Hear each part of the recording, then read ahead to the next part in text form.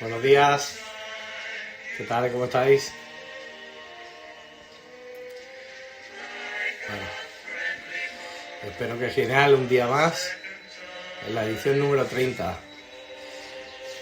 30 ediciones ya, hoy con dos grandes profesionales, vamos a estar con Mario Villalón y con Gegan Kazarian. Buenos días, Florian, Manolo, Maximiliano, de Gris.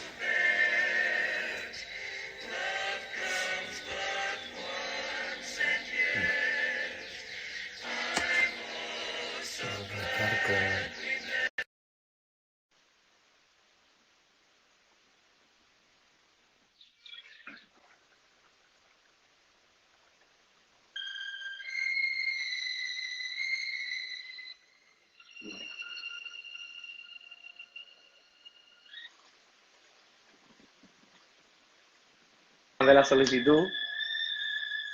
Bueno, espero que la vea.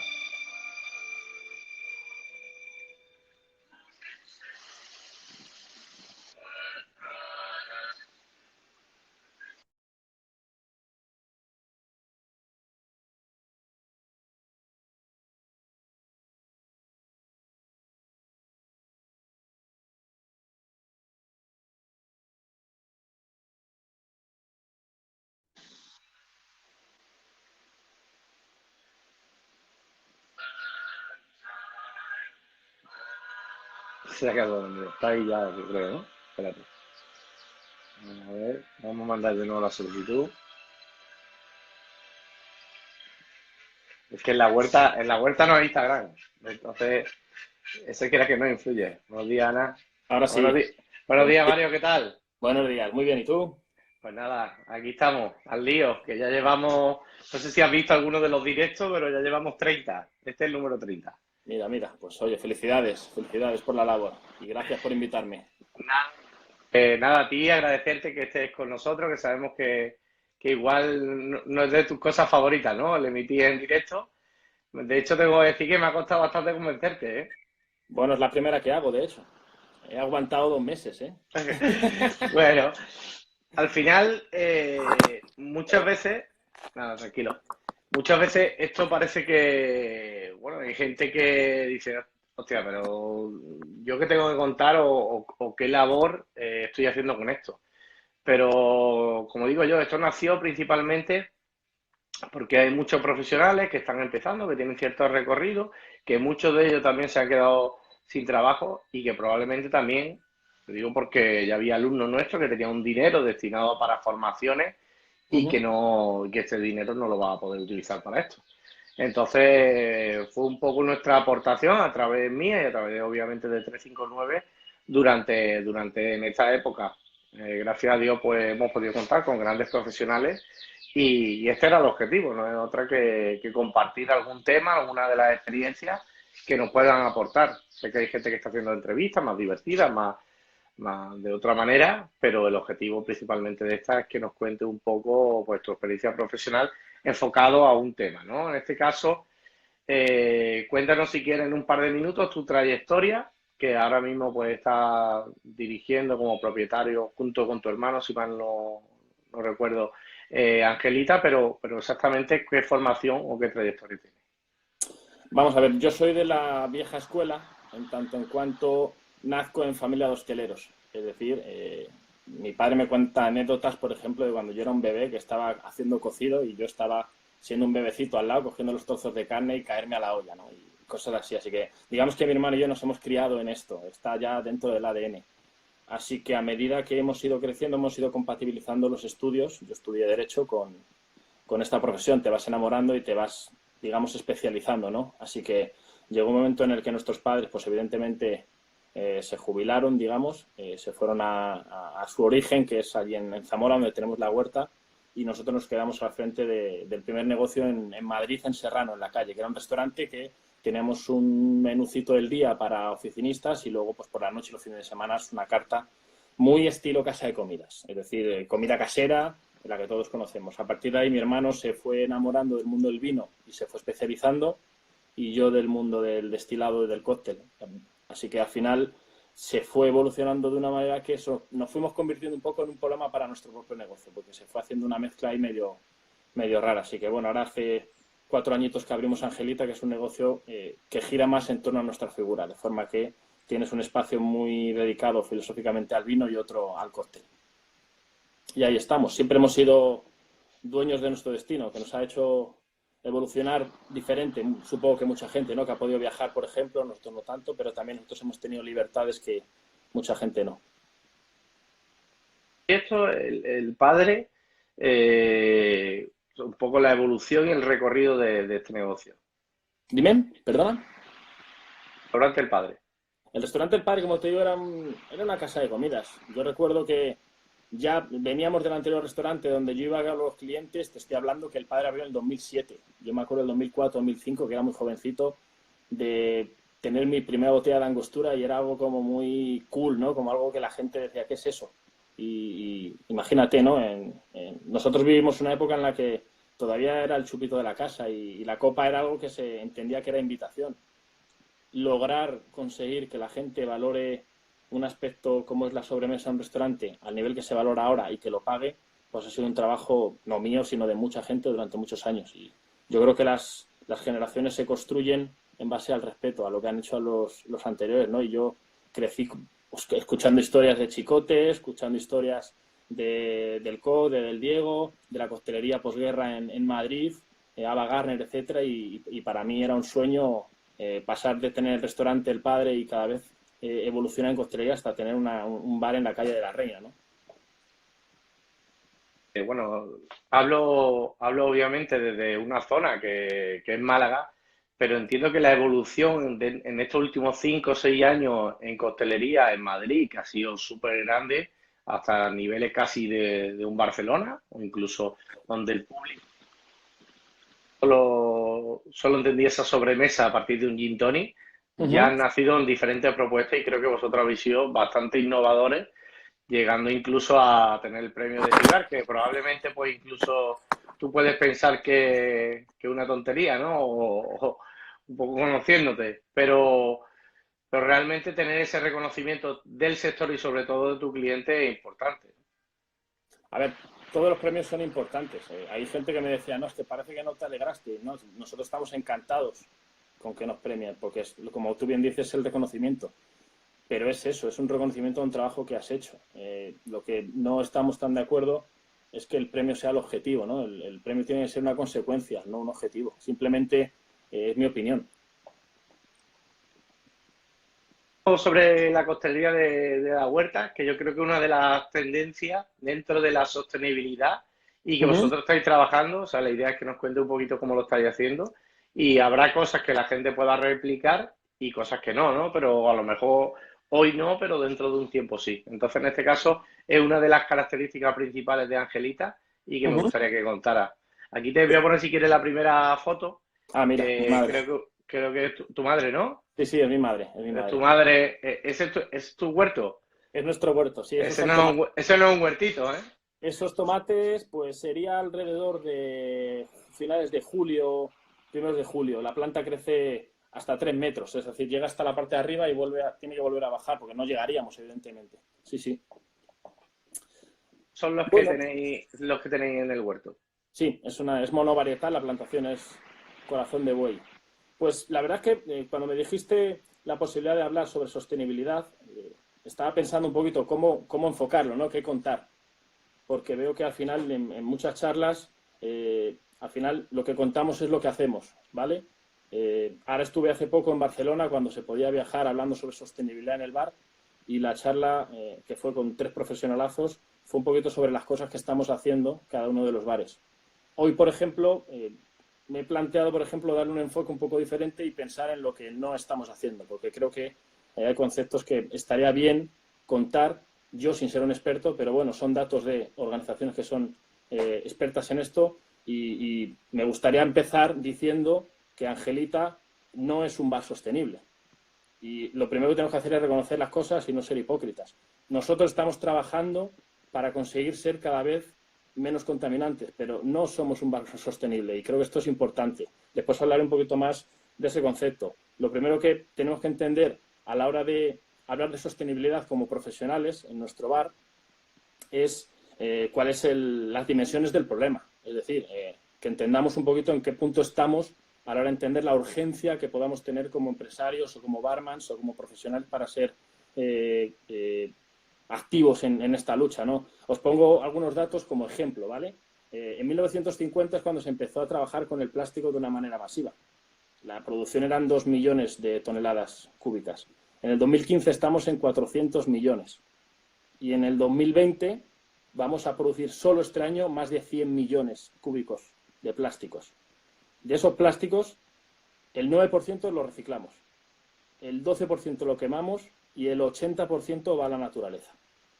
Para que os hagáis una idea, esto es algo que todos podéis mirar, gracias a las corrientes marinas, porque la gran parte del plástico acaba ahí, hay un continente de plástico en cada océano. El del Pacífico tiene 17 millones de kilómetros cuadrados. Es decir, hablamos de una superficie que es más grande que España, Francia y Alemania juntas. Es decir, y el tema es que yo cuando leía esto pensaba que eran botellas, que eran envases flotando, que digo, joder, facilísimo, ¿men? ¿Por qué no lo coges con una red y te lo llevas y lo reciclas? Resulta que con el sol, con los vientos y con las olas, los plásticos se convierten en partículas muy pequeñitas, que son microplásticos, menos de 5 milímetros. Aquí es donde viene el problema gordo, ¿vale? Para que te hagas una idea, en el 2020, en abril, ha salido ya artículos donde se están descubriendo partículas de microplásticos en la Antártida. Es decir, imagínate el viaje que están haciendo desde Madrid o desde Málaga. Este mismo mayo, o sea, no os estoy hablando de cosas, la revista Science, en mayo de 2020, es decir, esta misma semana, ha publicado un artículo que ha dejado en shock a los investigadores que lo publicaron. Y es que se calcula que el 70% del plástico, que es microplástico, no está en esos continentes, está en el fondo del mar. Estamos hablando que en el Mediterráneo, que es donde se han hecho los análisis, se han descubierto 2 millones de partículas por metro cuadrado. ¿Dónde está el problema? Pues que esto se lo comen los pececitos más pequeños, los pequeños crustáceos, porque lo confunden con zooplancton y que esto pasa a la cadena alimentaria. Para que te haga una idea, la OCU, que es la Asociación Española que tenemos de Consumidores, calcula que el 70% de todos los animales marinos ya tienen partículas de plástico en su interior. Es decir, una vieira, que nos comemos, por ejemplo, todo el animal, el 99% tienen plásticos. Y luego está el plástico que respiramos. Las fibras, es decir, ahora estaba mirando aquí camisetas de algodón que tienen un 70% de plástico. Y esas fibras, cuando las lavamos, pasan al agua y cuando pasamos por el aire se desprenden. Lo que quiero decir es que cuando hablamos de ecología pensamos en el Amazonas o pensamos que es algo que es el planeta, que no nos afecta como individuos. Lo único que os digo es que el 93% del agua que estamos consumiendo tiene microplásticos. Es decir, prácticamente la que has desayunado esta mañana. Que el 90% de las sales que utilizamos y de los azúcares tienen microplásticos.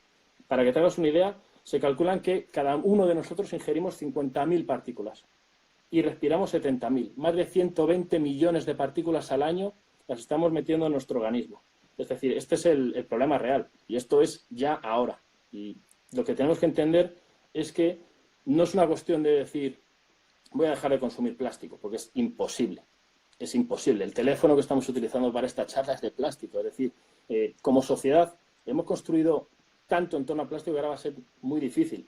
Pero sí podemos empezar por entender cómo estamos trabajando y con qué. Nosotros somos profesionales y estamos suministrando bebidas y estamos suministrando comidas, ¿vale?, en envases de plástico. No sé si conocéis alguno de vosotros, de los que nos estáis escuchando, el problema del bisfenol A. El bisfenol A está en 3 de los 6 tipos de plásticos que tenemos en nuestra vida cotidiana y la Unión Europea este mismo año le ha incluido en su lista de químicos muy preocupantes. No hablamos de un plástico que ingieres, sino que es un plástico que transporta sustancias químicas al líquido que lo contiene. Por ejemplo, os pongo un ejemplo, el PVC, donde se transporta el agua. ¿A qué me refiero? El plástico no es solo petróleo quemado. El plástico se hace con resinas. Y esas resinas tienen fenoles que nuestro cuerpo asimila como propios del cuerpo, del sistema endocrino. Así que hablamos de problemas de fertilidad, endocrinos, cánceres, etcétera. Y esto es algo que podéis ver. Es decir, vosotros, no sé, tengo aquí, por ejemplo, toallitas de bebé, ¿vale? Que esto lo usamos muchas personas. Esto lo usa mi novia, que pensamos que es papel. Y tenemos, si lo ves ahí, ese triangulito que pone un 7. Cualquier envase de plástico tiene 7 categorías. Bueno, pues la 1, la 3 y la 6 tienen, entre otros, bisfenol. Así que son cosas que, como profesionales, tendríamos que, evidentemente es imposible que controlemos todo, no quiero ser hipócrita, pero son cosas que deberíamos entender. Por ejemplo, cosas que pasan en nuestros bares. A mí me resultaba hasta tragicómico que yo le pido a mi frutería 500 gramos de menta, como pasa mucho nosotros que vendemos mojitos, y usualmente piensas que te van a traer 500 gramos de menta a granel. Y lo que me traían era 10 bolsas de 50 gramos de menta, 10 bolsas de plástico. Es decir, es imposible que reduzcamos el plástico total, pero el 40% del plástico es de un solo uso. Y ese es el que tenemos que atacar, porque yo en Angelita, plástico, o sea, te imaginas la cantidad de plástico que estamos utilizando y me vuelvo loco. Es decir, es algo que creo que lo primero que tenemos que es entender el problema. Y ahí está el primer problema. Después hablaremos de otras cosas que van a ser más polémicas, te lo voy anticipando. No sé si la gente esperaba que yo contase esto aquí, porque cuando hablas para bartenders, pues normalmente lo que hacemos es decir lo bien que lo hacemos en Angelita, ¿no? Nosotros tenemos las plantas y qué bien que lo hacemos, pero bueno, lo que la gente tiene que entender es que el problema es grande y el problema es sanitario y el problema es la gente que tenga hijos o que tenga familias, es que tenemos que planteárnoslo de esa manera, ¿no? ¿Por qué puede ser, que es otra cosa que mire con el tema de la menta, digo, joder, ¿por qué hacen esto los supermercados? ¿Por qué las plantas cada vez van más envasadas? Hay estudios que dicen que hay un 20% de ahorro si compras fruta o verdura envasada. Que tú dices, debería ser al revés, ¿no? Si compro, qué sé yo, 1 kilo de limones, ¿por qué es más caro si me lo traen a granel que si viene envasado? Pues son las cosas que yo intento mirar, porque al final hay que ser curioso, ¿no? Esto un poquito es algo en lo que estamos trabajando en Angelita, de cara a la nueva carta, que es todo el concepto de ciencia, y es que Aristóteles, por ejemplo, y estamos hablando hace 24 siglos, creía que la ciencia era básicamente razonamiento. Es decir, tú llegabas a conclusiones razonando, que es lo que hacemos mucho barman. Oye, ¿esto es bueno o es malo? ¿Por qué? Porque lo pienso así. Pero la ciencia ha cambiado y desde 1700 se entiende que la ciencia es la observación y es la experimentación, es el estudio. O sea, estamos obligados como profesionales a saber qué vendemos y qué es lo que hacemos. Y no puede ser que digan, no, es que yo creía que lo estaba haciendo bien. Eres un profesional que estás a lo mejor intoxicando a los clientes o realmente estás produciendo un fenómeno que no lo entiendes. Estuve leyendo sobre los envoltorios de las plantas. Resulta que cuando tú compras carne, cuando compras pescado o carne, el animal está muerto, por lo tanto no hay metabolismo. Es decir, si a ti un filete, si a ti un pescado se te pone malo, es porque se ha podrido. Son actividades exógenas, son bacterias, son microorganismos. Pero cuando cortamos una planta y la tenemos en nuestra nevera, en nuestro congelador, un zumo, las plantas siguen teniendo reacciones metabólicas, es decir, siguen estando vivas. Y las plantas producen etileno, que no sé si alguno de vosotros lo habéis escuchado. El etileno es una hormona vegetal que favorece reacciones enzimáticas de la planta. Es decir, una planta que cortas ya no sintetiza clorofila, pero sigue viva y sigue produciendo y sigue madurando. Todos tenéis tomates que se compran verdes y se maduran en la nevera. Esto es por ello, ¿vale? De forma que ahora mismo lo que han hecho las empresas es envasar la fruta y la verdura con bolsas absorbentes de ese etileno, porque así reducen la respiración de la planta y aumentan por 10 la durabilidad. Es decir, esto es una cuestión económica y es muy jodido. La opción es Eso comprar al vacío, ¿no, Mario? No. La bolsa, aunque no sea el vacío, cuando vosotros compráis la hierbabuena que viene en ese paquetito, esa bolsa, ese plástico, extrae el etileno de dentro, ralentiza las reacciones metabólicas de la menta y una menta que debería durar 4 o 5 días, te puede durar, hacer la prueba. Yo lo he hecho con perejil 3 meses en la nevera, perfecto. O sea, está impoluto. No estoy diciendo que sea malo, estoy diciendo que, claro, la solución es difícil porque el plástico está muy incrustado en nuestras vidas a nivel económico y vital. Así que habrá que buscar soluciones. Para mí... He hecho una foto de vuestras macetas. Tenéis varias macetas, ¿no? ¿Qué hierba estáis produciendo vosotros? Pues nosotros intentamos producir o recolectar casi toda la hierba que utilicemos. Es decir, lo que tratamos es comprar poco, consumir poco. Así que estamos trabajando, sobre todo, entendiendo que las hierbas tienen estaciones, no todo el año hay todas las hierbas. La menta, por ejemplo, o la albahaca son hierbas que podemos tener todo el año porque mis padres tienen invernaderos y se pueden producir todo el año. pero hay plantas silvestres que no. Ahora, por ejemplo, en 10 días, si es que somos capaces de abrir, tendremos un montón de flores de hinojo que nacen naturales. Y en vez de trabajar con pensamiento, trabajamos con hinojo. Otras, pues lavanda, estragón. Es decir, hay plantas que son aromáticas, decorativas, que las utilizamos para que el componente aromático del cóctel, que es súper importante, crezca, y hay otras que son para producciones, para sabor. No sé si cada planta necesita una cantidad de agua diferente o todas iguales o cómo hacéis esto. Pues, evidentemente, volvemos adelante, son seres vivos y cada una tiene un comportamiento, una resistencia a las enfermedades, al calor, a la temperatura y al agua. Nosotros, si vas a Angelita, a ver, esto son novedades, pero no están todas las plantas en el mismo tiesto. Cada variedad de plantas tratamos que estén en el mismo tiesto, separadas, de forma que podamos regar diferente. Por ejemplo, truquitos que son básicos, pero que a lo mejor la gente no está haciendo. Yo el agua de las plantas no la saco del grifo y riego. No es lo mejor. Yo lleno un cubo de agua y lo dejo en el patio. Yo tengo la suerte que en Angelita tenemos un patio en la parte trasera. ¿Y para qué coño dejamos el agua en el patio? Porque se evapora el cloro y otras sustancias químicas. Y evito regar las plantas con sustancias químicas que después van a ir a la planta y después quemajo en mis cócteles. Y no es trabajoso, es decir, básicamente es tener un barreño de agua fuera todo el rato y cuando lo acabas lo vuelves a rellenar. No son cosas especialmente difíciles. Cuidado, o sea, no sé si dentro de las tareas está mise en place y cuidado en materias primas. No sé exactamente, o esto va sobre la marcha. No, a ver, estos son cosas sencillas y rápidas, pero en gran número. Así que yo le doy más valor a una organización que realmente al trabajo físico que conllevan. Es decir, una planta no... A mí me dice la gente, joder y tal, a ver, una planta es un ser vivo. El problema de la planta no es que realmente me cueste mucho trabajo cuidarlas. El problema es que una planta no entiende de coronavirus, hay que seguir regándola. Una planta no entiende de vacaciones. Entonces, como un animal, las personas que tengan mascotas tienen que seguir paseando al perro, ¿no? Pues esto es lo mismo. Lo que tienes que tener es pasión, que te guste. Si desde luego te da igual, pues la planta se te va a morir. Yo, por ejemplo, veo las plantas cuando he tenido algún olvido. Uy, se me olvidó regar una planta. La planta le ves las hojas y yo percibo la tristeza, que está como apagada. Y le pones agua y te crees que va a tardar 2 días y ves que en 10 minutos se la ha bebido y que está como contenta. O sea, es que son seres vivos. La iluminación utilizáis, entiendo que el ultravioleta, ¿no? Sí, un estudio que miré y que me pareció, joder, que son cosas que pasan, es que en Estados Unidos, que para esto son siempre muy particulares, decidieron poner este tipo de luces en las oficinas para conseguir que los trabajadores se bronceasen trabajando. Resulta que estas luces, dependiendo de la intensidad, provocan jaqueca. Así que nosotros intentamos comprar las que tienen menor intensidad del mercado. Es tan baja la intensidad que la puedo tener prácticamente las 24 horas, porque no afecta a los ciclos ciclogénicos de la planta y además no molesta al barman ni al cliente, y conseguimos que sea una luz que es más mantenedora del crecimiento. O sea, la planta no crece tanto, sino que se mantiene. Crece, pero muy despacito. A nivel de ingredientes, además de tomate, ¿qué otro ingrediente utilizáis de la huerta? En coctelería intentamos que todo.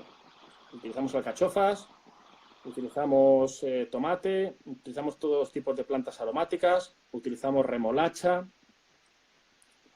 utilizamos lo que va viendo. En realidad es más que yo le pido a mi padre que me consiga algo, mi padre me dice lo que tiene. Intentamos trabajar con ellos, si es posible.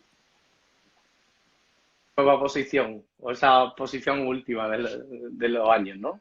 ¿Cómo ha pasado de estar llevando bar a estando en el huerto con otra manera de vida diferente? Mira, bueno, en realidad él siempre le gustó estar allí. Lo que pasa es que, bueno, las oportunidades que ofrecía el campo no son las que ofrece la ciudad, ¿no? Hace 40 años. Eso, somos unos afortunados. Me gustaría también que comentara cómo lo aplica el cóctel, ¿no? Por ejemplo, es bastante, lo he puesto ante la imagen, es bastante famoso vuestro Bloody Mary. ¿Qué tiene de especial ese Bloody Mary? Aparte de un tomate ecológico hecho en vuestro campo, ¿no? A ver, el Bloody Mary es posiblemente nuestro cóctel más representativo. No sé si es el que está más bueno, porque eso es subjetivo, pero es el más representativo porque lo que hacemos es utilizar un 100% de ingredientes de casa. Nosotros tenemos la suerte de que la parte de arriba de Angelita tiene un restaurante y el tipo de cocina que nosotros servimos es una cocina que utiliza muchos fondos, de forma que yo siempre he visto toda mi vida esas ollas gigantes donde meten todos los huesos de animales o las raspas de pescado y los reducen, ¿no? Así que dije, joder, y están cojonudos. Es decir, al final cuando comes un rabo de toro súper glaseado, esa concentración es algo que en coctelería a mí me gusta alcanzar en algunos cócteles, ¿no? En nuestro caso es diferente, bueno, es salado, pero Bloody Mary es un cóctel, desde luego, atípico. Yo lo que utilicé es esos concentrados, pescado, marisco y carne, y los reconcentraba. Y hacía algo así como una salsa Perrins casera. Miré la receta por internet y le puse el jugo de anchoas y la base, lo que hice fue que fuese manzanilla de Sanlúcar, pues, reducida con ajitos asados y todo eso concentrado. Y hacía como un aliño casero, utilizando un poquito de cilantro y un poquito de chile para que sea. Así que no le pongo perrins, no le pongo nada, ni tabasco, ni nada. Todo es elaborado, en este caso no por mí, sino por los cocineros. Lo que hago es aplicarlo. Y luego el tomate, pues lo mismo, los tomates que están un poquito más maduros, que a lo mejor no valen para una ensalada, pero han caramelizado mucho más, pues se trituran y se cuelan, sin más, no tiene nada. Y vodka. Colpré, o sea, mediante colpré, o sea, mediante una licuadora o A ver, yo macerado. estoy encantado y me flipa la maquinaria y me flipa que somos capaces de alcanzar cosas increíbles en coctelería con las maquinarias que estamos teniendo acceso últimamente, pero también defiendo mucho que la creatividad no tiene que estar 100% ligada a la técnica. Tú puedes ser tremendamente creativo sin necesidad de tener grandes inversiones. Yo para hacer Bloody Mary solo necesito un chino, que son los coladores que no son de malla, y una batidora de brazo, que puede valer 10 euros. No tiene nada. El zumo de tomate triturado y colado. No lo cuelo mucho porque me gusta que tenga ese punto denso y porque al final extraes nutrientes. De la alcachofa o la remolacha, ¿cómo lo aplicas en costelería? Pues estamos trabajando con diferentes técnicas en cuanto a la distribución proteica. La remolacha, por ejemplo, la fermentamos. Yo tengo la suerte que mi madre me la envasa, ¿vale? Con agua mineral y después nosotros aquí la fermentamos, fermentación láctica, como unas aceitunas y por un lado para los alimentos y para los cócteles con azúcar y hacemos algo así como un tepache de remolacha. Es una chicha más bien porque el starter es maíz morado. Bueno, quien no conozca la chicha peruana, pues un tepache, un fermento de remolacha y el cóctel, que es un cóctel de Felipe, uno de los chicos, trabajamos con cilantro natural, con tequila, y hacemos una solución con ácidos y el tepache de remolacha. Al final, lo bueno de los fermentos es que tienen los 5 sabores, ¿no? Tiene ese punto muy umami, terroso de la remolacha, tiene la acidez, tiene la dulzura, lo tiene todo. Al final, digamos que las levaduras son los barmans en este caso.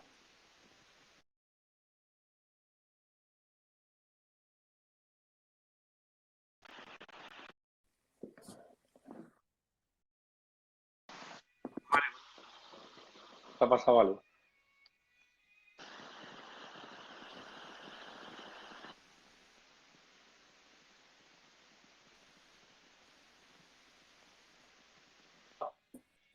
Hola.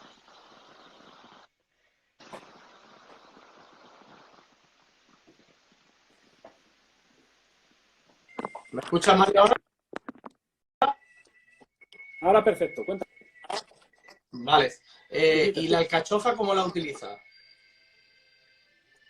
Pues la alcachofa es algo que estamos empezando a pensar ahora. Queremos utilizarla generando aperitivos, sobre todo porque la parte que nosotros, al final, esto lo que se trata es también de rendimientos.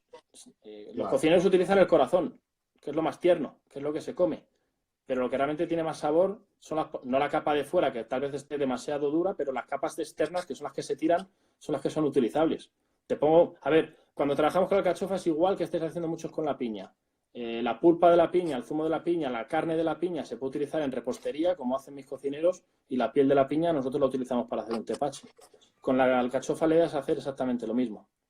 Vale. Y nos queda un par de minutillos. Cuéntanos cuáles son las próximas ideas que tú tienes a trabajar respecto a una producción propia, bien sea en el local o bien sea en el huerto. A ver, yo sobre todo quiero profundizar en un concepto que no sé si habéis oído, que es el de greenwashing, que es todos estos artículos de publicidad que tenemos con todo lo sostenible y lo verde, y que muchas veces son un poco engañosos, a veces son conscientemente, a veces inconsciente. Siempre pongo el ejemplo de las pajitas.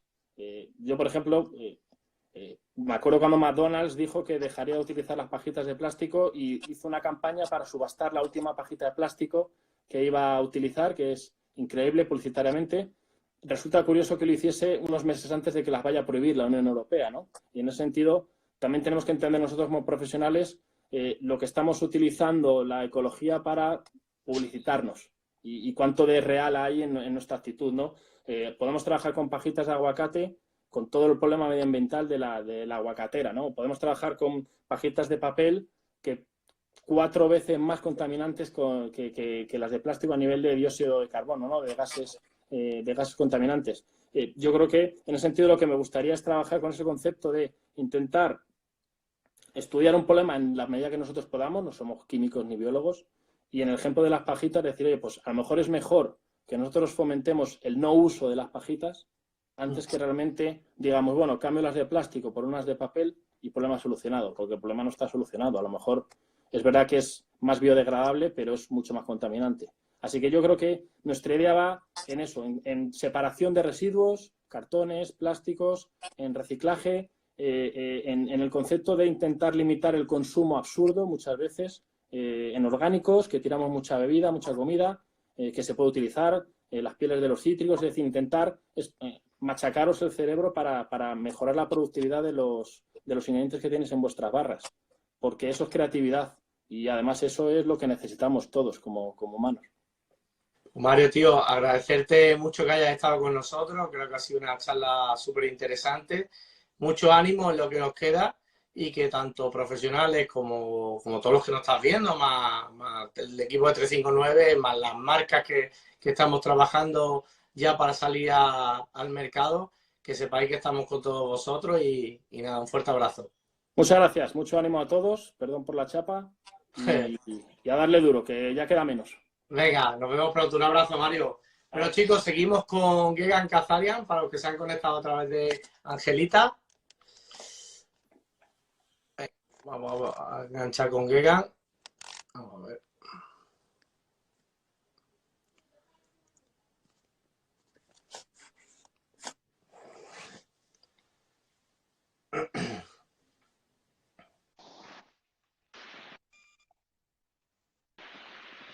Muy buenos días a todos, compañeros. Saludos a todos. Después de la fantástica charla de Mario, que tenía muchísima razón. Cristian, te escucho muy bajo. A ver, ¿me escuchas ahora mejor? ¿Ahora mejor? ¿Ahora me escuchas mejor o no? Sí. Un segundo. ¿La gente me escucha o no? Ahora perfecto. Ok. Nada, Gegan, agradecerte que estés por aquí con nosotros, que al final eres una persona muy reconocida, los que llevan mucho tiempo en el sector, igual a lo mejor un poco más desconocida los que están empezando. Y nada, me gustaría que nos contara un poquito antes de arrancar, para ponernos en contexto, quién es Gegan y de dónde viene, ¿no? Bueno, como algunos saben, soy armenio, aunque llevo muchísimos años en España, ¿no? Unos 20 años más o menos en España y alrededor del mundo. Bueno, vine aquí por el amor, por carisma hacia la guitarra española y la cultura, y me quedé en la fantástica orilla del Mediterráneo, ¿no? En Alicante, ya que en el mundo, bueno, en España, de la coctelería, bueno, hace 10 años sobre todo estaba concentrado más Madrid y Barcelona, pero después de muchos años de trabajo, mira, Alicante, Málaga y el resto de España, el norte. Estamos ahí poniendo nuestras semillas, ¿no? Estamos, poniendo semillas y conectando. Esa es la parte bonita, ¿no? Vale. Lo que es la preparación, lo que es la formación, tú vienes un poco también del mundo de la cocina, ¿no? Sí, también. Tuve la suerte de empezar, bueno, desde lo más bajo, de ser steward en un restaurante mexicano en Armenia, primer mexicano que fue también varios años como el mejor restaurante del país, dirigido por una empresa muy importante, gastronómica en esa época. Y bueno, eso hace 22 años por ahí. Y empecé cuando era estudiante para pagar mis estudios y bueno, fue al final lo que me quedó, ¿no? Al venir a España, mis estudios de bioquímica que había hecho, ecología exactamente, ahora que estamos hablando tanto de ecología, estudié eso como base, bueno, hace 25 años eso era muy novedoso, ahora es mucho más actual que estamos hablando, antes no hacíamos tanto caso. Y por eso estoy súper de acuerdo con Mario y muchas cosas técnicas que ha dicho que es verdad, por desgracia, pero bueno, seguimos ahí un poco más que luchar, concienciarnos, ¿no? En esa parte, que iremos hablando un poco más adelante. Vale, bueno, pues pasamos ya directamente, si quieres, al tema. Yo tengo aquí una diapositiva, ahí que hemos metido en el último minuto. Y nada, me gustaría que nos hablara un poco del tema que has preparado, ¿no? Genial. Bueno, es el concepto de Geekiness Do, es una de las charlas que en los últimos años estoy haciendo. Aquí hemos hecho una pincelada de algunas cositas del concepto, más que nada de entendernos. Está un poco bueno, la última vez di en Athens Bar Show, hemos estado en Roma, diferentes países. Es concienciarnos sobre un poco nuestro camino, ¿no? A pesar de esa parte de ecología, de ingredientes saludables, ser realmente bartenders profesionales saludables para que lo que hagamos realmente sea saludable, ya que 100%, como decía Mario, otra vez vuelvo, que no podemos controlar ese entorno de 100% ecológico, ¿no? 100% natural. Así que intentar lo máximo, maximizar esa parte y luego, sobre todo, nosotros, a través de nuestra alimentación, nuestro camino, algunas técnicas, nuestra espiritualidad, si algunos tienen más, o nuestro físico, cuidándonos, ¿no? Llegar a ese camino. Ahí como punto de referencia había puesto como Alicante, ya que esos 20 años, aunque he vivido en Madrid, Barcelona y en las Islas Baleares hace muchos años, desde Alicante he empezado a conectar más con el mundo, ¿no? Igual que España o sobre todo, como sabes, trabajo bastante fuera de España. Y pienso que no importa dónde estás, por eso es importante lo que estás haciendo, ¿no? Estés en Alicante, en Madrid, en Tokio, donde estés. Pero los hábitos son importantes, que viene de nuestra hábitat, donde vivimos y lo que estamos haciendo y lo que estamos desarrollando, ¿no? Entonces, esa parte de los hábitos para crearlo siempre es mucho mejor y mucho más fácil en la orilla, para mí, del Mediterráneo o en la naturaleza en general, ¿no? Que mejor. Y los que vivimos sabemos apreciar y sabemos qué es, ¿no? La naturaleza mediterránea. Aquí en Alicante, ya que tenemos el mar, muchos conocen como zona del mar, pero es la segunda provincia más montañosa de España, ¿no? Alrededor tenemos un microclima interesante donde los cítricos y ese pequeño huerto intento rebuscar alrededor de Alicante, ¿no? Para hacer los trabajos que es en Alicante.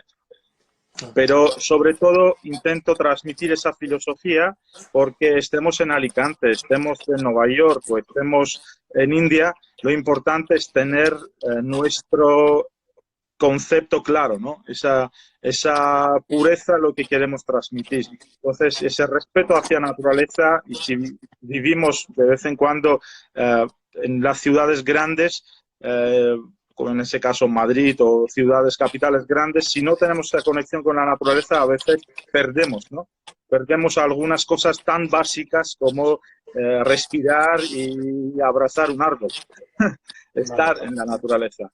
Entonces, los productos de temporada, el kilómetro cero, estés donde estés, ¿no? Por eso las recetas para mí cambian muchísimo. Esté en Italia, siempre utilizo cítricos italianos. Esté en India, en una receta italiana, española o lo que sea de origen, intento adaptar siempre a esa zona, a esos productos, ¿no? Y por eso las recetas para mí no son dogma, sino son equilibrios y por eso vamos probando, ¿no? Es imposible, aparte de una receta clásica para mí, hacer otro tipo de recetas siempre sea lo mismo, ¿no? Las cantidades, porque la lima, según la temporada, por ejemplo, no es esa parte dulzura no siempre es igual. o no es igual una lima Rampur de India o una lima mexicana. Entonces, según donde estemos, siempre concienciarnos lo que estamos haciendo. ¿Por qué tenemos esa sensación siempre de buscar lo exótico en vez de potenciar el kilómetro cero, ¿no? O los productos que tenemos a nuestro alrededor, o buscar la mejor manera de explotarlo? Pues yo creo que el ser humano es así, ¿no? Nunca está contento con lo que tiene, porque muchas veces en esos días que hemos estado tan encerrados, yo tuve la suerte de tener desde mi balcón todas las mañanas ver el Mediterráneo. Llega un momento, incluso nos cansamos, si no nos concienciamos bien, nos cansamos de este paisaje y queremos montaña o queremos una ciudad. Y los de ciudad quieren mar, por ejemplo, ¿no? En este caso, cualquier ingrediente, cualquier sabor, muchas veces para nosotros es mucho más exótico. Y mayormente cuando viajas más, yo creo que empiezas a apreciar más lo que tienes en tu tierra o en el lugar de tu trabajo, lo que estás haciendo, ¿no? Por eso, ahí las banderas de Luca Anastasio, saludos también, conexión Italia, España, Armenia. Así que, bueno, yo soy mono y uno de mis trabajos hice sobre los primates, la ecología de los primates, y siempre me fijo en el hábitat y lo que hacen los monos, que somos muy parecidos. Generalmente. Únicamente algunas cosas de la Uno naturaleza más que otro, ¿no? hemos perdido, ellos no, ¿no?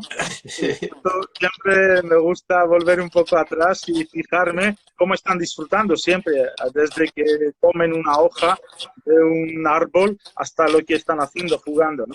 Yo creo que por eso digo siempre que amar lo que haces y hacer lo que amas es importante. Y vale, con esos ejemplos básicos es importante cogerlo, ¿no? Bueno, estamos un poquito recorriendo. Y aquí no, tenemos... tú ahí me vas parando, me vas... Pero está bien. Positiva porque no sé cuándo corta. Pero que tú me paras y me aceleras, ¿eh? Tenemos todavía casi 20 minutos. Estas charlas, porque muchas veces tenemos tanta información que es difícil parar y respirar y sentir y concienciar otra vez. Digo, me pasa a mí y pasa a mucha gente, yo creo. Y muchas veces a la hora de buscar nuestro camino, a veces parece que nos estamos equivocando, ¿no? El Do, el camino, el Tao en chino, en japonés, y sobre todo se utiliza en las artes marciales, es esa parte silenciosa de encontrarnos y esa energía ubicar correctamente, ¿no? Enfocar más. Y muchas veces... Y esos 2 meses nos han venido bien, sobre todo las personas que vamos a 1000 por hora, parar y pensar, ¿no? Y elegir mejor o enfocar mejor nuestro camino. Yo sé que tú una de las fases o pilares de tu vida son las artes marciales. ¿Cómo enfocas o qué aplicación tiene esto al mundo de la barra? Aparte de que si te van a robar le pueda hacer una llave. Bueno, no, al revés. Cuando practicas artes marciales te vuelves más pacífico, creo. Eso estarán de acuerdo muchos compañeros que entrenan conmigo fuera.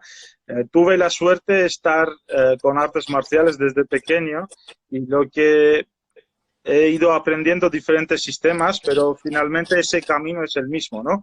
Y eso es lo que me ha ayudado muchísimo en mi trabajo, en la disciplina, en parte física, porque muchas veces estamos hablando de ese mise en place, ¿no? Que más adelante creo que en alguna puedes pasar, yo creo, alguna diapositiva. Del mise en place del personal, ¿no? Estamos hablando de las plantas, de los ingredientes, todo lo que estamos cuidando, pero muchas veces se nos olvida cuidarnos a nosotros mismos. Entonces, esa parte de mise en place, antes de empezar a trabajar, es importante, porque en el cóctel que queremos transmitir, no solamente importante y es saludable para mí los ingredientes, sino lo que estamos haciendo, de la forma que estamos trabajando, ¿no? Con esos ingredientes. Entonces, de eso va un poco el tema. Concienciarnos más y elegir mejor la forma de aplicar esos ingredientes, seas chef, seas cocinero, seas pastelero, seas bartender, esa parte líquida, esas moléculas realmente sienten. Y el ser humano es una máquina perfecta y muchas veces puede hacer más que pensamos, ¿no? Vale, me gustaría que me hablaras de tu concepto de coctelería, igual si quieres hablar global o incluso creo que es más práctico que me explique 5 cócteles que desarrolle pues todo ese conocimiento, yo creo que es más visual incluso. Mi coctelería, bueno, tiene ese punto gastronómico quizás porque he estado muy en la gastronomía desde pequeño, desde elaboraciones de vino con mis abuelos hasta, no sé, hacer mermeladas o otras cosas, ¿no? Y en mi familia la hospitalidad armenia ha sido muy importante, siempre desde pequeño que me acuerde, y eso ha influido muchísimo en mí. Y a través de mi trabajo y mis colaboraciones que estuve haciendo muchos años con chefs y pasteleros, eso me ha dado pie que sea siempre no solamente la parte técnica, sino buscar sencillez y a veces ir lo más sencillo hacia la naturaleza, ¿no? Porque las modas muchas veces pasan, el molecular u otro, está bien conocer, siendo bioquímico siempre es importante ir hacia la ciencia, pero mejor ciencia que la naturaleza pienso que no hay. Entonces, sobre todo, aparte de los destilados que hoy en día tenemos tan claro y tan sobre el whisky, sobre el tequila, sobre las tendencias esas, importantes conocer o nuestro huerto o nuestros ingredientes, que las especias, el origen, de dónde vienen, cómo vienen, qué tipo de especias son, porque cambia muchísimo una buena pimienta a una no tan buena. La calidad, cuidar y tener conocimiento más sobre las hierbas aromáticas, sobre las plantas, las frutas y otros ingredientes, ¿no? Esos azúcares que no sean refinados, y muchísimos tipos de azúcares y dulces naturales, mieles que podríamos trabajar en nuestra coctelería. Entonces yo que lo máximo intento respetar eso.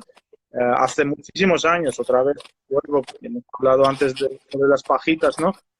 Nosotros hace más de 15 años en mis locales, en mi coctelería, no utilizo cañitas y en caso de utilizar son en pequeña aportación, ¿no? A veces es mejor incluso tomar, ¿sabes?, muchos cócteles sin cañitas, pero si utilizamos, incluso reutilizar cañitas de cristal, cañitas metálicas, cañitas de bambú, ¿no? Así que esa parte natural, intentar ser lo máximo posible, de vajilla, de los viajes, esas culturas que he vivido en diferentes países, esas 13 culturas que representa nuestra máscara, que yo, ¿no? Intentar unir, conectando y respetando cada origen, no fusionar, no llega a ser una confusión esta fusión, no cada origen de lugares, ¿no? Esa Andalucía conectar con Alicante y pasando por País Vasco, no sé, fantástico. Vale. Ahí en la selección de ingredientes, hablaba de especias, de hierbas, ¿desde dónde parte? O sea, ¿te pones a hacer un estudio riguroso sobre, voy a trabajar especies y me pongo a estudiar todas las especies para ver cuál es la que me interesa, o lo hace por indagación natural? Sobre todo en los últimos años más indagación natural y los viajes que he descubierto, conocer y mucha información leer es una cosa, pero cuando tú estás en India, estás en Latinoamérica, estás en lugares donde están produciendo esas especias y donde ves ese árbol, de dónde viene una nuez moscada y qué partes, por ejemplo, tiene y que puedes utilizar, te cambia totalmente el concepto de las especias y el respeto hacia ellas. Entonces, sí, por supuesto, esa parte de estudio siempre está, un poco reorganizarte y saber las familias de dónde vienen, pero solamente en los últimos años tomar información por tomar y llenarte el cerebro no es el camino para mí, por lo menos. Intento más sentir que pensar tanto y estudiar tanto. Cada vez más esas especias, esos aromas pueden recordarme Tailandia o India o Japón a la hora de comer una sopa o tomar un bocadillo, y esos recuerdos al final te hacen crear algo nuevo. Vale. ¿Hay que tres especias no faltan nunca en tu carta? Las especias, la verdad, ¿Qué tres? tres especias que nunca. Wow. Tengo muchísimas, la verdad, pero el jengibre hace 10 años, pero como se ha puesto tan de moda, intento un poco evitar. Ahora, ¿no? El Ahora jengibre pues ya hoy en día el ya... consumidor final lo entiende, ¿no? Sí, pero bueno, siempre me ha gustado el toque de casia, es interesante trabajarlo. La cúrcuma, que en los últimos años trabajo todavía más, y hoy en día ese encerramiento que tuvimos, es importante saber un poco más de especias y utilizar el diariamente en nuestras ensaladas, en nuestras sopas, porque son naturalmente, suben nuestro estímulo, nuestro sistema inmune, que muchas veces han hablado de muchas cosas, pero no han hablado de esto, ¿no? En la tele o en otras cosas. Entonces, un poquito en nuestra, diariamente, en la gastronomía diaria, en nuestra alimentación, utilizar ese tipo de especias son importantes. Y desde pequeño me gusta mucho el clavo, pero también hay que llevar muchísimo cuidado, y otras especias un poquito más exóticas, o incluso mezcla de especias que utilizan en diferentes orígenes, como Ras Al Hanout, como diferentes tipos de curries hindús. Finalmente, cada familia incluso tiene su mezcla de especias en India, donde estuve una época viviendo y desarrollando y investigando y sorprendiéndome de esos platos, de este mango picante que pueden comer, o esas, ¿no? En cualquier cosa que utilizan es fantástica, ¿no? Te dan Vale, pie también a utilizar con un vale. poco. ¿Qué opinas de la healthy coctelería? ¿Te parece algo contradictorio o...? No, yo soy muy a favor de healthy coctelería, pero otra vez quiero volver al de healthy. Significa no solamente los ingredientes y lo que utilizas, ese conocimiento es importantísimo, que sean saludables. Un gran clásico como un Negroni o un Daiquiri o un Dry Martini normalmente son más altos en alcohol, pero otros cócteles bajo en alcohol, o incluso coctelería sin alcohol, no significa que conlleva o no conlleva alcohol para servirte para mí, pero esa parte saludable sí que, como decía, es importante que venga desde ti, ¿no? Desde bartender, lo que estás haciendo. Lo que estamos haciendo es cocinar, es amar. Entonces, nosotros también estamos cocinando de una forma, y es sobre todo el ingrediente más importante, y no es casual que decían la abuela que le ponía ese amor, este cariño, ¿no? Nuestras abuelas, nuestras madres que siempre han estado cocinando con ese amor, es esa energía que estamos poniendo en lo que estamos haciendo. Entonces, un cóctel saludable sin esa parte humana que estamos dando nosotros no es saludable, aunque tenga los ingredientes más saludables del mundo.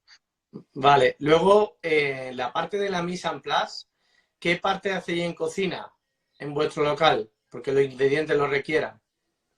¿Qué parte hacemos? Sí, O sea, ¿qué ingredientes, por ejemplo, hacéis dentro de la coctelería en la elaboración, cocina? diferentes salsas, diferentes, bueno, según la época que trabajamos, fermentados o no. Alicante es una zona cálida, entonces en verano no, pero en invierno trabajamos más a los fermentados y controlamos algunos ingredientes que hacemos reducciones o envasados y tal, en frío, en calor, en diferentes técnicas que utilizamos, sí que va a través de la cocina, ¿no? La grande de esto es mi hermana, así que de los viajes mucha información le paso a ella y ella intenta... Ella ya hace la conversión, ¿no? Exacto, exacto. ¿Cómo hace, sobre todo, cuando te hago una pregunta es porque pienso, intento meterme en la cabeza de la gente que nos está escuchando? Por ejemplo, tú estás en Alicante, igual que yo estoy en Málaga o en otras zonas donde la coctelería no está muy desarrollada o está todavía, no está tan presente en el consumidor final, sobre todo como algo diferencial. ¿Cómo hace para todo ese conocimiento que tiene y toda esa especia convertirlo en algo que el cliente final pueda entender? Sí, es importantísimo. Muchas veces olvidamos que el cóctel que estamos elaborando no es para nosotros, sino es para nuestro invitado. Y a veces, aunque tú tengas tus propias experiencias, tus viajes, hay personas que no han tenido y no podemos poner o obligar a tomar esto, ¿no? Con esta parte yo llevo muchísimo cuidado y a la hora de tomar, porque nosotros llevamos años que no tenemos carta, por ejemplo, no trabajamos en el lab con carta, trabajamos directamente tomando nota. Hoy en día nos viene bien, van a prohibir las cartas, así que vamos a seguir así. Y a la hora de tomar un poco, conversar con nuestro invitado, sacamos bastante información sobre sus gustos y sobre todo las alergias. Hoy en día tenemos que llevar muchísimo cuidado para elaborar algo al momento para él, ¿no? Que estamos haciendo que nuestros invitados sean como se sientan, como únicos en ese momento y cada cóctel adaptamos a él, ¿no? Entonces, en ese aspecto es importante escuchar al cliente. Y Vale. esa parte que estaban escribiendo para los tipos simple, más que simple, sencillo. Yo buscaría sencillez, la máxima forma de coctelería sencillez, pero en algunas elaboraciones, preparaciones, sí que complejidad, ¿no? Como en una preparación de un shrub o de un pequeño fermentado, una maceración, bueno, pequeñas técnicas que siempre pueden dar ese toque personal de cada bartender, sin pasarse, porque hoy en día no podemos pasar la parte friki, pienso, ¿no? Que Vale. está bien. Me gustaría, por ejemplo, pues tío, hacemos un simulacro en estos minutos que nos quedan sobre la atención, ¿no? Cómo la filosofía que tú tienes de vida, que entiendo que es diferente y sobre todo pues atiende a muchos más factores que la simplicidad muchas veces que hacemos nosotros. Cuando vas a atender a un cliente, por ejemplo, yo te digo, me gusta el tequila y el jengibre. A partir de ahí, que tú se la hayas preguntado, ¿qué experiencia le daría?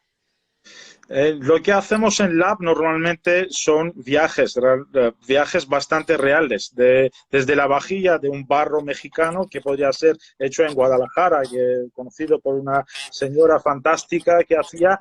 En mi espacio hay diferentes experiencias traídas desde Japón, desde India, desde Armenia, desde Rusia. La base de la vajilla también es importante, yo pienso, porque finalmente te transmite ese calor o ese frío o lo que necesitas transmitir a través de tu trago y después conectar esos sabores, otra vez digo, con un poco más de sentido, ¿no? Muchas veces sin perderlo, aunque queramos utilizar esa parte salada o picante o tal, ese gusto intentar adaptar a tu invitado. Porque a mí me encantan los amargos, me encantan los picantes de un nivel bastante alto, que durante muchos años estuve entrenando. Entonces no hay gustos casi que no me gusten, porque yo debo tener ese gusto, ese paladar y entrenar sin parar para adaptar al cliente, a mi invitado. Sobre todo hacer eso con amor y de la forma conectar tu experiencia con ella, que sea una única, ¿no? No imponerla. Vale. ¿Qué relación en tu local tiene esto con la comida? Bueno, en Meraki lo que estuvimos haciendo es, sobre todo, los cócteles acompañábamos con la parte de la comida, desde una sopa hasta diferentes, estas 13 culturas, 13 cocinas que utilizamos desde Armenia, algo de China, de Japón, de Perú, México, esos orígenes que han estado presentes, ¿no? Entonces, a cada cóctel ofrecíamos incluso maridajes y hacíamos también menús cerrados de maridaje, del aperitivo hasta el postre, ¿no? Pasando por Cuba o pasando por de diferentes sensaciones, desde lo dulce, amargo, ácido, italiano, aperitivos italianos, divertido, sobre todo divertirnos y hacer divertido esa experiencia para nuestro invitado, porque finalmente de eso se trata. Hagamos lo que hagamos, tenemos que divertirnos. Genial. Pues que se nos va a cortar porque a la hora Instagram corta. Ha sido un auténtico placer charlar contigo. Animo a toda la gente que esté por Alicante o que vaya a esa ciudad a visitarte y sobre todo a seguirte de las redes del gran trabajo que vienes haciendo. Muchísimas gracias por la invitación. Saludos a todos y aloha. Mucha fuerza y mucho ánimo a todos y aquí estamos para lo que haga falta. Un placer estar con vosotros. Nos vemos pronto. Venga, un abrazo. Gracias, compañeros. Gracias. Hasta ahora. Hasta luego, chicos. Nos vemos mañana con Diego Cabrera y Eric Loring. Gran charla. Estaremos ahí. Seguiremos. Gracias. Ahora. Muchas gracias.